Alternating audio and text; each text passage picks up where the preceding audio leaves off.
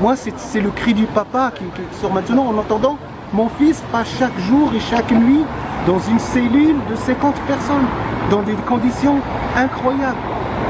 Mais quand quelqu'un a été innocenté et qu'on le garde en détention et dans des conditions déplorables, ça, moi, je ne le comprends pas.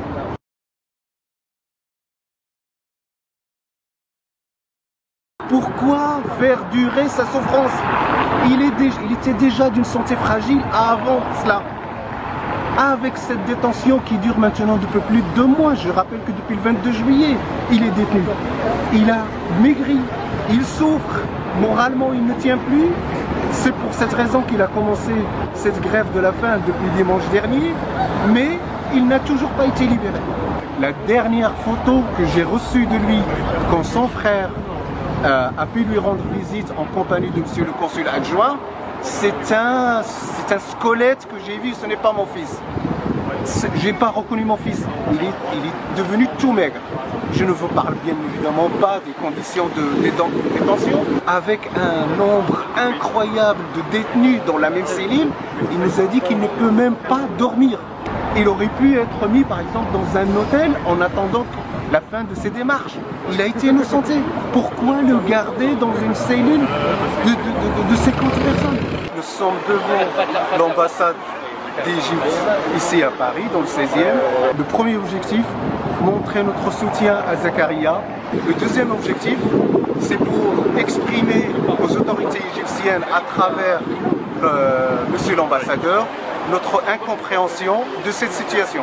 Si quelqu'un a été innocenté par un tribunal, pourquoi continuer à le détenir? Et le troisième objectif, c'était d'espérer des explications de la part de monsieur l'ambassadeur. Des démarches prennent malheureusement énormément de temps là-bas en Égypte, je ne sais pas pourquoi. Et si c'était votre fils, vous ferez quoi? C'est la question que je pose.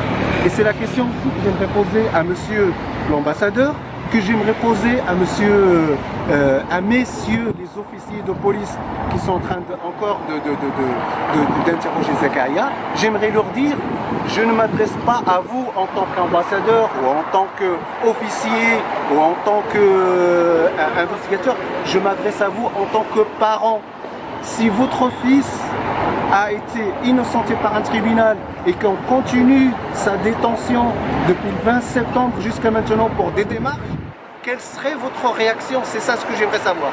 Est-ce que vous accepteriez que votre fils reste en détention pendant que quelqu'un met 3 jours pour vérifier la date de fin de validité d'un passeport? Voilà, c'est ma question que j'adresse à toute personne là-bas en Égypte, mais comme ici en France, je l'adresse aussi à M. Le Drian, je l'adresse aussi à M. Macron. Il y a un citoyen, il y a un élu de la République qui a été innocenté par l'Égypte, qui a été innocenté par un tribunal, qui a été innocenté par les renseignements généraux, mais qui est toujours détenu en Égypte. Monsieur Le Drian, Monsieur Macron, s'il vous plaît, voilà malheureusement comment mon fils est traité encore en Égypte. J'aimerais dire ça à l'ensemble des personnes qui nous écoutent, si c'était votre fils. Moi, je ne suis pas contre, on va dire, si mon fils a fait, on va dire, une action condamnable, qu'il soit condamné, ça, je le comprends parfaitement. Quand on fait un acte condamnable, qu'on est condamné, ok, c'est la loi et on est tous soumis à la loi. Par contre, quand par erreur, vous ramenez un drone et il s'avère que rien n'a été retenu contre vous, mais qu'on continue, on va dire, à vous détenir, c'est ça que je ne comprends pas. Si quelqu'un, on va dire, a commis un acte condamnable et qu'il est condamné, c'est normal. Mais s'il n'a commis aucun acte condamnable, dans ce cas-là, libérez-le s'il vous plaît. Posez-vous juste la question, si c'était votre fils, vous feriez quoi? Pour revenir à toute cette histoire, Zakaria a été arrêté le 22 juillet avec en sa possession un drone. Pendant pratiquement 2 mois, les renseignements généraux d'Égyptiens ont fait tout le nécessaire en termes d'investigation, de recherche, au niveau de ses affaires, son ordinateur portable, son téléphone, bref, toutes ses affaires.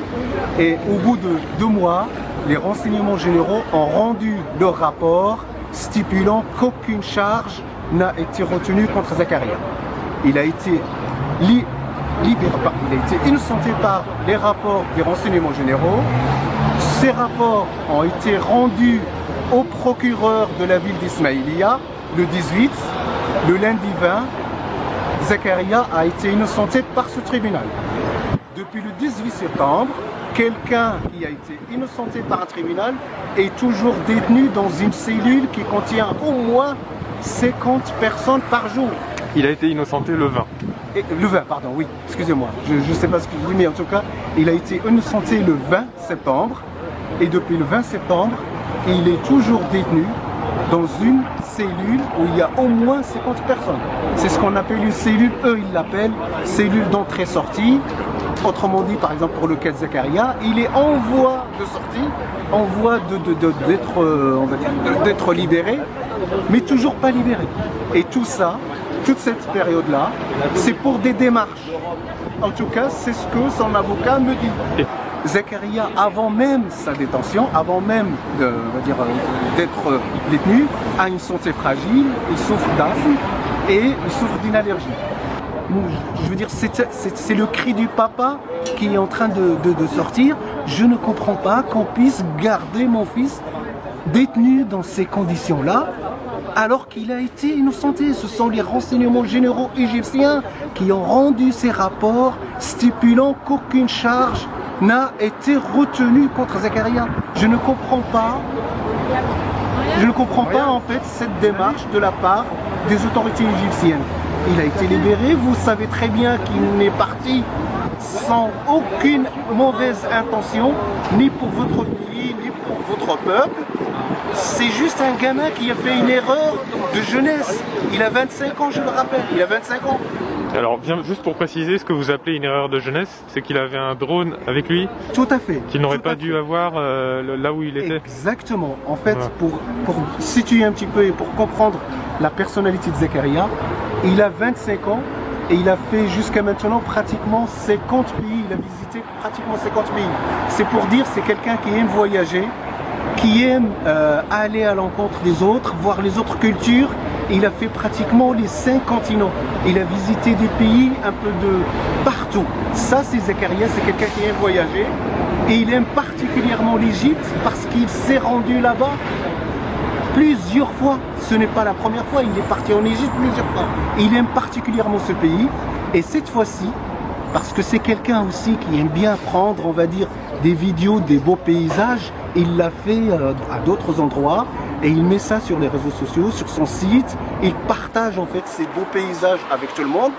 Il a commis cette erreur de ramener un drone avec lui en Égypte. Donc, malheureusement, nous constatons que personne ne souhaite nous recevoir. Et malheureusement, nous constatons aussi que nous n'avons même pas le droit de manifester notre incompréhension. Nous sommes venus d'une manière pacifique, comme vous pouvez le voir. Amis, famille, soutien, élus municipaux.